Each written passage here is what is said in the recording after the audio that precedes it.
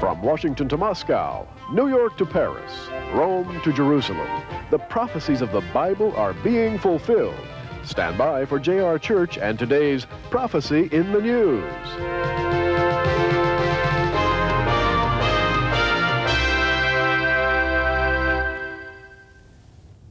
During the last week of March 1993, Egypt's President Hosni Mubarak flew to Washington, D.C. to confer with President Bill Clinton.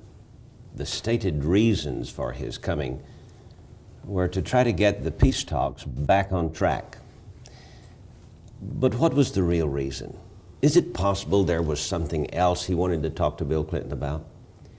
For you see, recently, Egypt's been going through some difficulties with terrorist activities throughout the land of Egypt, promoted by the same people who bombed the World Trade Center.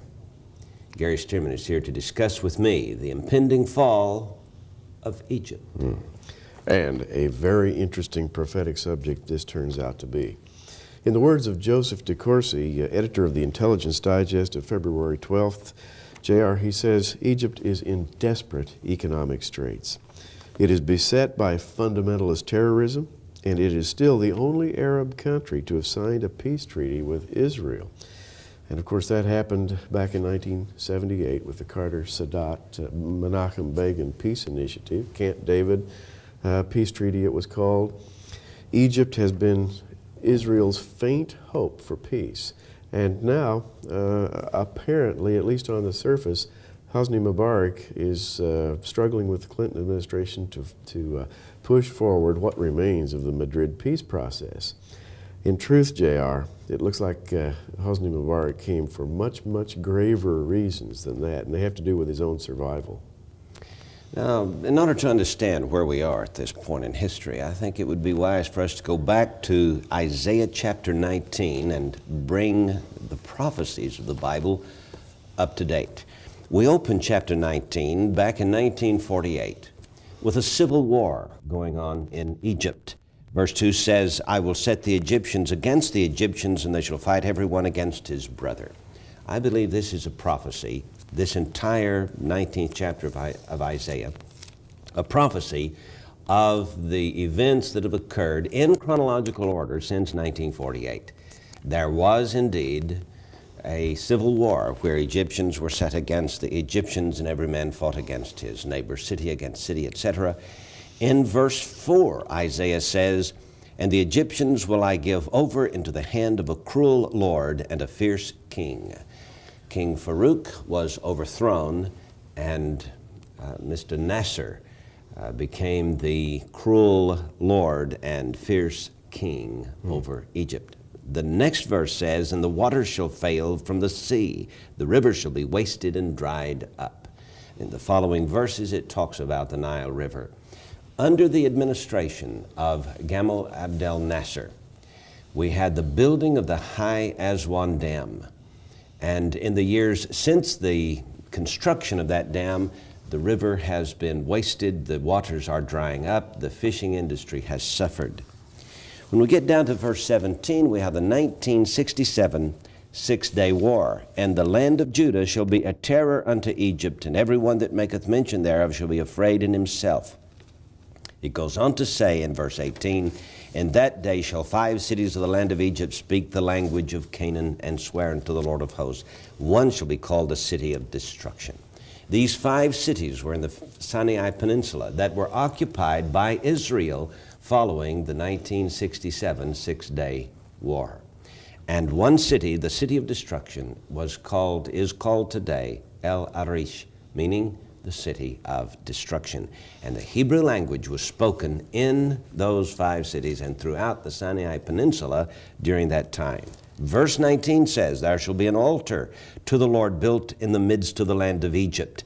I believe that altar was the tomb of the unknown warrior, in which Anwar Sadat has been buried, and across the street from which he was assassinated.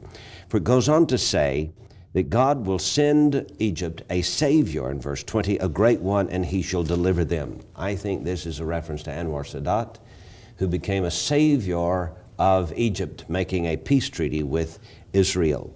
Goes on to say in verse 21 that Egypt shall do sacrifice and oblation. I think that was the sacrifice of their Messiah or Savior, Anwar Sadat. They shall vow a vow unto the Lord and perform it. I believe that was the peace treaty made between Sadat and Begin. And then this brings us down to the present day. And verse 22 of Isaiah 19 says, and this is following the vow that Egypt vowed unto the Lord. Verse 22 says, and the Lord shall smite Egypt. I think that's where we are right now, Gary. God is about to smite Egypt. A little later, we're going to talk about that smiting in some detail and some of the reasons for it, as given in another prophecy in Ezekiel 29. But I think it's very interesting right now to note some of the things that are going on today, J.R., and one of them is the incredible political subterfuge that's going on in the Middle East. In the same Intelligence Digest I read from a moment ago, the 12th of February, 1993, Joseph DeCourcy comments on Islamist activity in the Sudan. Now that's the country just to the south of Egypt. The Nile River flows right through Sudan, and then it flows through Egypt and out to the Mediterranean Sea.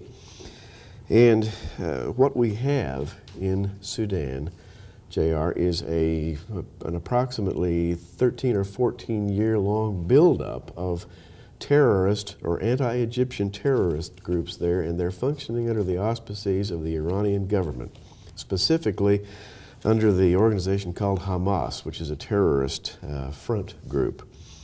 Joseph DeCourcy writes this: the base for much of the Islamic or Islamist activity in Egypt is in Sudan. There are reports of up to 15 terrorist training camps now operating with Iranian backing in Sudan. Furthermore, Iran has a 25-year pact with Khartoum. Now, Khartoum is the capital of Sudan, which provides access to Port Sudan and for the forward positioning of war materiel. There are thought to be up to 10,000 Islamist fighters from a variety of Arab states under training in these Sudanese camps, end quote, the Intelligence Digest. Now, we're talking about guerrilla warfare here, JR, and it's very, very serious, and it's gotten to be a public matter recently. And it's fascinating to me, Gary, that Iran is the promoter of this terrorist activity. And I guess we could go all the way back to the overthrow of the Shah of Iran, right. and to the rise to power of Khomeini. That's right. And then the taking of American hostages, and President Carter's opportunity to put a stop to that, and the incredible failure that took place in the desert of southern Iran. And now we have Iran being the main source of all of the terrorist activities, the Hezbollah in southern Lebanon, and the Hamas organization that has been infiltrating governments or countries, setting up, for example, the World Trade Center bombing incident, and the fight against Egypt to overthrow Hosni Mubarak, all of this. In fact, Anwar Sadat was killed by the Hamas. That's right. This is absolutely incredible that we should allow Iran to sponsor all of this and to continue to this day. In the Prophecy in the News for April 1993, we quote a United Press International report from March 10th. I'm quoting as follows: a bloody crackdown by Egyptian security forces left Muslim militants late Tuesday, that's back on March the 9th of this year, left 21 dead across the country, including 8 who were attending evening prayers at a mosque in the southern city of Aswan. Aswan happens to be one of the cities that's really been under siege lately. I continue, quoting from UPI. The clash at the Al-Rahma Mosque in Aswan turned deadly when militants surprised police with petrol bombs And the security forces opened fire, said a statement by the Interior Ministry, which controls police. A gun battle in the usually quiet Nile City, 560 miles south of Cairo, left 8 dead and 14 injured. And in other reports recently, JR, we read that the militants have started attacking targets in Cairo itself. They're working their way up the Nile. They have had emplacements to the south. They're working northward toward the Mediterranean. They have targeted tourists. The tourist trade in Egypt is now down to about 0 because tourists are being assassinated. The infrastructure, heads of government groups such as the Cairo Water Department, Sewage Department, infrastructures are being decimated. The leaders in key positions in the city of Cairo are being assassinated by these underground operatives. And the sole purpose of this is to overthrow the government of Hosni Mubarak. Ultimately, they want to assassinate him. They're calling for his assassination. They want to install a fundamentalist, militant Islamic government in Egypt of the same type that now functions in Tehran. And that's a frightening thought. And all of this is tied in to the events that we have seen, which appear to be somewhat disconnected because our news media has not put it all together for the average American. All of this appears to be disconnected, but it is not. For example, we sent troops into Somalia under the pretense of feeding the hungry. That's right. But we are there in the Middle East because Iran has made a presence in the Red Sea and in Sudan and is plotting the overthrow of the Egyptian government. That's and right. has made Sudan a base for terrorist activities. And JR, if Egypt falls, so goes any hope for a Mideast peace treaty, because Egypt is the last frail support that Israel has. If Egypt's government goes, the whole game is over, and Israel has no choice but to prepare for war. I have here a Jerusalem Post from March 13th of 1993, and this chronicles the bombing of the World Trade Center in New York City. Which appears to be somewhat of a disconnected story, but it is at the center of this whole affair, isn't it? Oh, it really is. It's a part of Iran's vengeance against the great Satan, the United States. And of course, it also is, I think, was done because we are in Somalia, and our ships are stationed off the shore, and we are watching the activities of Iran with the possibility of a military intervention. And so this is just a part of the war that's going on, this bombing of the World Trade Center. I think we all saw the blind New Jersey sheik, who supposedly is the head of, or the, so shall we say, the spiritual leader of the conspirators who bombed the World Trade Center. His name is Sheikh Abdul Omar Rahman. And according to the Jerusalem Post of March 13th, he regularly preaches messages of anti-Western, anti-Zionist hate. He has even called publicly for the assassination of Hosni Mubarak. He was acquitted in 1989 in connection with the assassination of Anwar Sadat. And his acquittal disappointed a great many people who felt that he was directly connected with that assassination. He fled to the United States after acquittal. Isn't it amazing that we let him in? We let him in. That is amazing to me. And finally, this man has also been tied to the assassination of Rabbi Meir Kahane.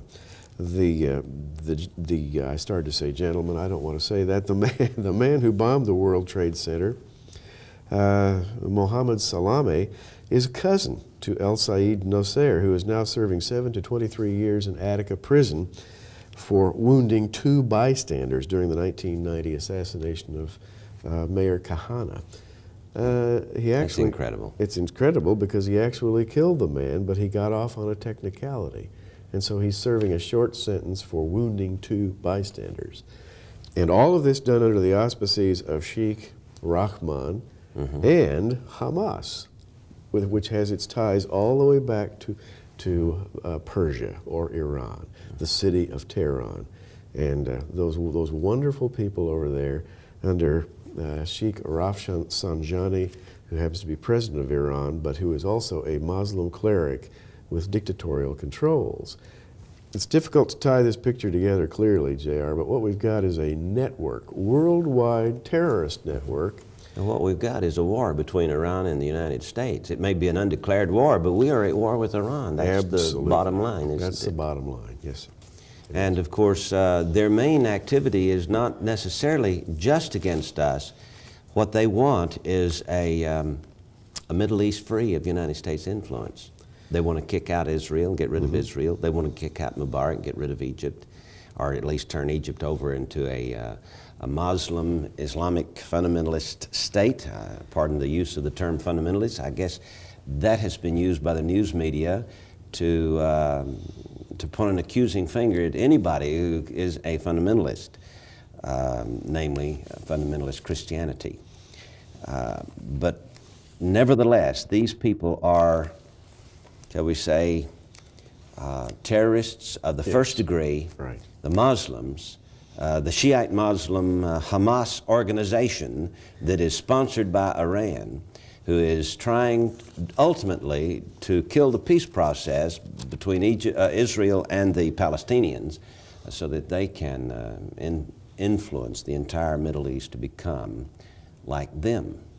What would be their ultimate goal, Gary, if they turned the entire Middle East, got rid of Israel, turned the entire Middle East into an Islamic state, a militant Islamic state? Of course, their ultimate goal would be to capture the world for Islam. But first, they feel they must destroy the Zionist enemy, and the great American Satan, which supports it, namely Israel and America.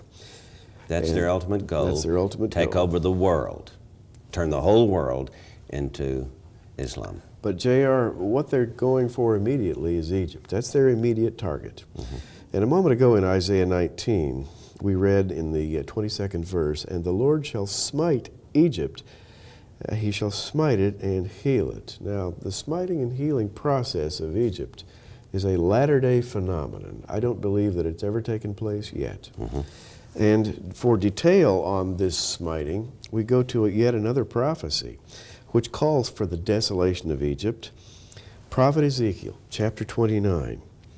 In verse 3, "Speak and say, Thus saith the Lord God, Behold, I am against thee, Pharaoh, king of Egypt, the great dragon that lieth in the midst of his rivers, which hath said, My river is mine own, and I have made it for myself. But I will put hooks in thy jaws, will cause the fish of thy rivers to stick unto thy scales, and I will bring thee up out of the midst of thy rivers, and all the fish of thy rivers shall stick to thy scales." Now we have here a picture of Egypt as a dragon lying in the Nile River. A dragon, of course, being a metaphor for Satan or satanic power. And Egypt lies in this river, and he says, you know, my river is my own. I made it myself. There's kind of a pride here. Yes. Well, how can you make a river for yourself? That's the question. We know that the original Nile was just a river. In fact, it was one of the rivers, it is believed, that flowed through the Garden of Eden back in the first opening chapters of Genesis. God made that river. Yes, but for Egypt to say, I made the river, turns our attention to the Aswan Dam and Lake Nasser, because that indeed was made by Egypt. It was indeed. In 1968, with the help of the Russians, they built this incredibly large, massive dam that backed up the Nile. And in fact, it backs it up for 300 miles southward into Sudan. The Aswan High Dam has created Lake Nasser, as it is called, which is a 300-mile-long lake. And it's also done something else, JR. It's essentially dried up the river. It's the Nile used to flood annually, and that the annual flood would spill out onto the land and deposit fertile new soil. Yes. Also, it would create a favorable environment for the breeding of fish. And so the farming and fishing along the Nile was fantastic. Not so anymore. Fishing has declined. Farming has required the use of artificial fertilizers and irrigation. And people have moved closer to a stabilized Nile, and they're right down along the edge of it. And I've been told that the salt from the Mediterranean is backing up into the Nile River, killing the fish. That's right. which means that when this river was made by man, shall we say, when God made it, it functioned in a certain way. When man tampered with it, it's functioning in an entirely different way, and Egypt is very proud, as a matter of fact, of the Aswan High Dam. It's a hydroelectric project. Egypt boasted that this is going to bring us into the 20th century and create a super civilization. And what it's done is made Egypt very vulnerable to the terrorists of the Hamas organization. Which brings us back to Aswan. The UPI report that I read a moment ago, the Hamas organization encamped along the Nile in the Sudan, working toward the north into southern Egypt, has localized itself right around the Aswan High Dam. And JR, if they were to somehow destroy that dam, a 300-mile lake would empty itself from an altitude of 1,400 feet above sea level down to sea level. It would sweep through Egypt like a tidal wave. And it would fulfill, I believe, Ezekiel 29, which says, "And I will leave thee thrown into the wilderness, thee and all the fish of thy rivers. Thou shalt fall upon the open fields, thou shalt not be brought together nor gathered. I have given thee for meat to the beasts of the field, and the fowls of the heaven." And if this were a nuclear bomb, it would contaminate the waters so that Egypt would be uninhabitable for the next 40 years. And so states Ezekiel 29. Now, it's important to note at this point that, and we'll try to get a picture of this dam for you as we're talking here. The Aswan High Dam, JR, is not just any old dam. It's huge, it's massive. A chemical bomb, such as the one that blew up the World Trade Center, would hardly phase it. But it's possible now, in this day of high technology, to hand carry a nuclear warhead, and if it were planted somewhere on the Aswan High Dam, it would vaporize parts of the dam and reduce the rest of it to rubble, and the whole thing would go right down the Nile River and create a radioactive flood, which, when it dried out, would leave the land desolate and waste and radioactive for, well, the Bible states in Ezekiel 29, 40 years, and that sounds like a reasonable figure to me. And Ezekiel indicates why Egypt is going to be destroyed by the Lord. Here's the reason, verse 6. Because they have been a staff of reed to the house of Israel. That is a flimsy support. Right. Now, Egypt made a peace treaty with Israel, but from those early days in 1980, Egypt has had nothing further to do with Israel in order to help Israel make peace with the other Arab states. They have not influenced their Arab brethren, and they have just been a flimsy excuse for a support for Israel. And God is angry. I think God is going to destroy Egypt. That's incredible, but that's what the prophecies say. That's what we're looking for next on the agenda as we look into the days ahead, knowing that all of these prophecies will come to pass. We'll be back in just a moment.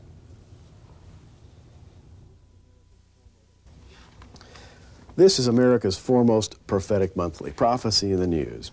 You can get a free introductory subscription to Prophecy in the News just by calling this number, 1-800-475-1111. Each month, J.R. Church and the research team give you the news from a prophetic perspective. At least 2 full-length prophetic studies are included in every issue, plus commentaries on important subjects: education, politics, economics, science. Keep up with the events in Europe and the Middle East by ordering your free introductory subscription to Prophecy in the News right now. Just pick up your phone and dial this toll-free number, 1-800-475-1111. Operators are standing by right now to take your call. If the phone is busy, keep trying. You'll get through, and you'll be glad you did. The newspaper is free, the call is free, so what are you waiting for? Here's that toll-free number again, 1-800-475-1111. Ask for the free introductory subscription to Prophecy in the News. I want to tell you that today's program, or the essence of it, is found in an article in our April 1993 edition of Prophecy in the News, written by Gary Stearman, the impending fall of Egypt. If you'd like to learn more about this, we invite you to write us or call us here at our toll-free 800 number, 1-800-475-1111. And just ask for the April edition of Prophecy in the News. And of course, you can get our newspaper 6 months free just by calling. So we urge you to do that. Now, I want to talk to you about a couple of volumes of cassette tapes that we have. Here is a 2-volume series called the Ezekiel Report, 48 studies on cassette tape. And these studies give us a concise, clear picture of Ezekiel, the difficulties he had, the situation he was in, his encounters with God, and his subsequent prophecies. And we've talked about Ezekiel's prophecy in chapter 29. All of this leads up to the Battle of Gog and Magog in chapter 38.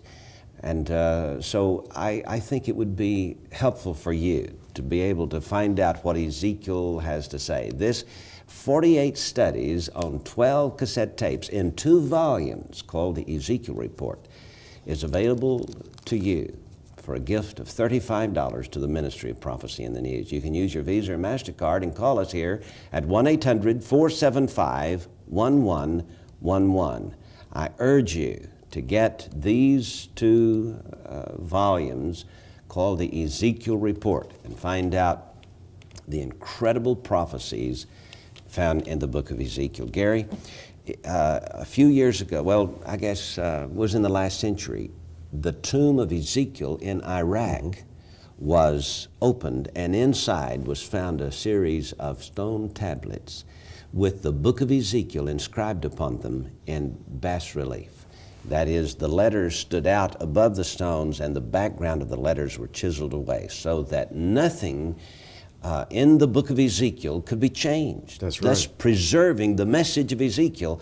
And we don't really know where those stone tablets came from. They may have been chiseled by Ezekiel himself. Nobody knows for sure, but it was found in what is called the tomb of Ezekiel in Iraq. Today, those stone tablets containing the entire book of Ezekiel are in a museum in Jerusalem. And so the Ezekiel report that he had, the message that he had in his day 2,500 years ago, that is coming to pass today, being fulfilled in this generation, is a must for you to be able to get and understand. So we urge you to get these 48 studies, around 23, 25 minutes in each study, almost a half hour in each of these 48 studies on 12 cassette tapes in 2 volumes for a gift of $35. Here's the address where you can write us if you'd like to simply send a check and order these tapes. Prophecy in the News, Post Office Box 7000, Oklahoma City, Oklahoma, 73153. I hope you will call or write today and get this material, and you will help us to be able to stay on the air. This is J.R. Church and Gary Stearman. Until next time, keep looking up.